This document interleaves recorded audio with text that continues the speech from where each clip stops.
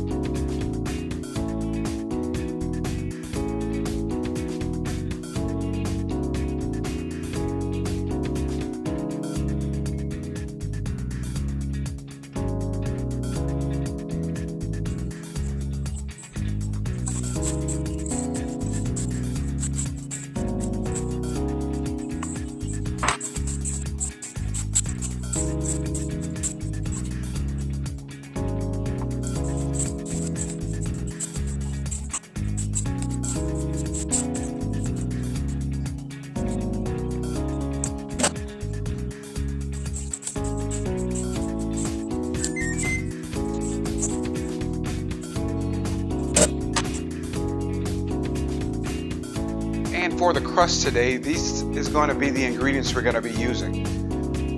A cup and 3/4 flour, 1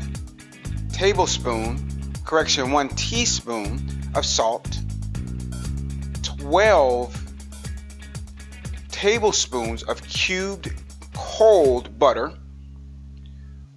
2 tablespoons of sugar, 2 tablespoons of cornstarch.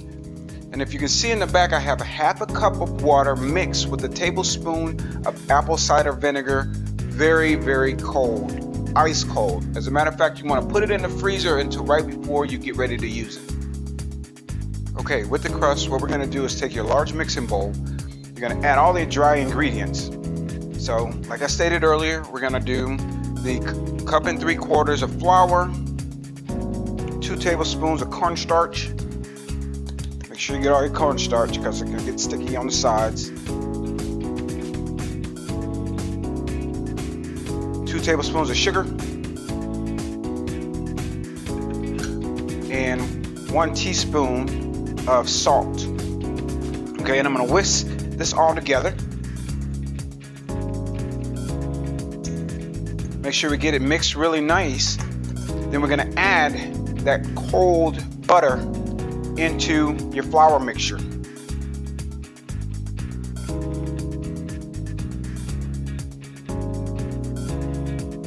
Okay, and then using a pastry, I call this a pastry masher, I guess that's the best way you can do it. What we're going to do next is we're going to crush all of our butter into the flour into pea-sized chunks. So we're just going to go in there and crush that, and we'll be back. I'll show you the finished results.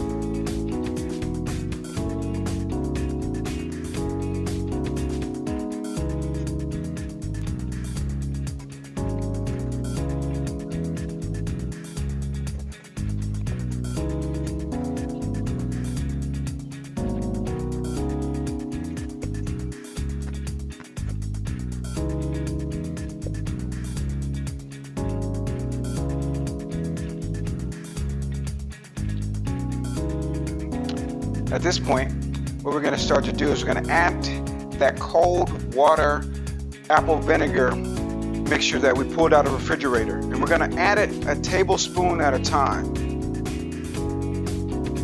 I'm going to start with 2 tablespoons, and we're going to mix it up. Now the key thing here is to not put too much liquid into your flour mixture, because what we're going to have to do is take this out and knead it.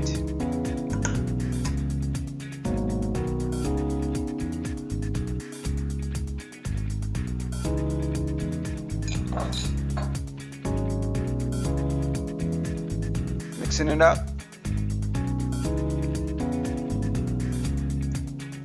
And I'm going to come back and show you the finished product here, but once again, make sure that you are not putting too much liquid into your pie crust at this stage.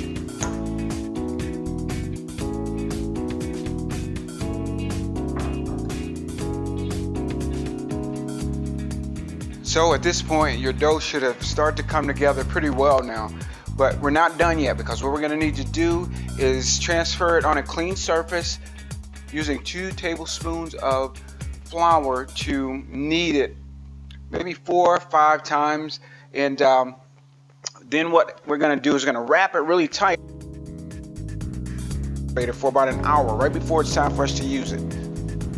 So we get this together.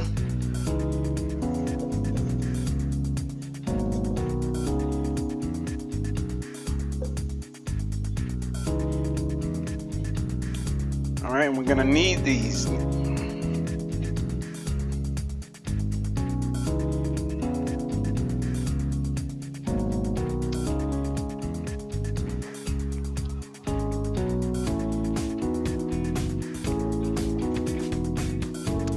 And when I finish here, I'm going to come back and I'll show you the finished product. And like I said, we're going to wrap it and we're going to put it into the refrigerator for about an hour before it's time to be used.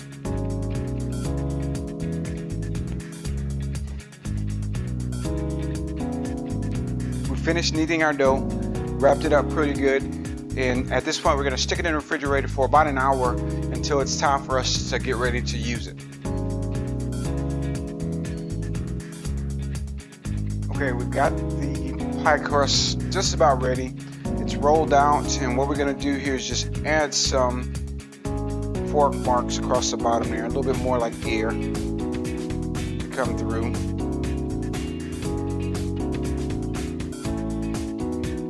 At this point here, we're going to actually go ahead and scoop our apple mix into our pie crust, and today we've decided we're going to go ahead and have a weave technique across the top. So we're going ahead and fill this guy up and provide you with the weave technique before we go on to the final step.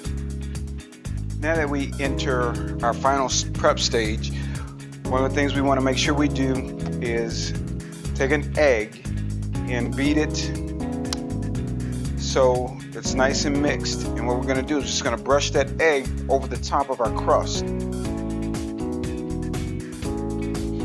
And what that's going to do for us is give us a nice shiny finish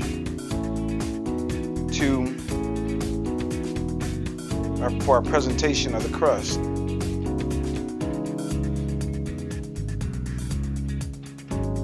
As I go around here, make sure you get all the edges, because I'm going to show you one other trick here. Really not so much as a trick, but a way to keep your crust edges from burning on you, because this guy's going to be in the oven for just shy of an hour. and there's no way those crust edges will make it without some type of protection. Get that, and we set that aside here. Okay, also what we're going to do is we're going to sprinkle with a little bit of sugar over the top here. So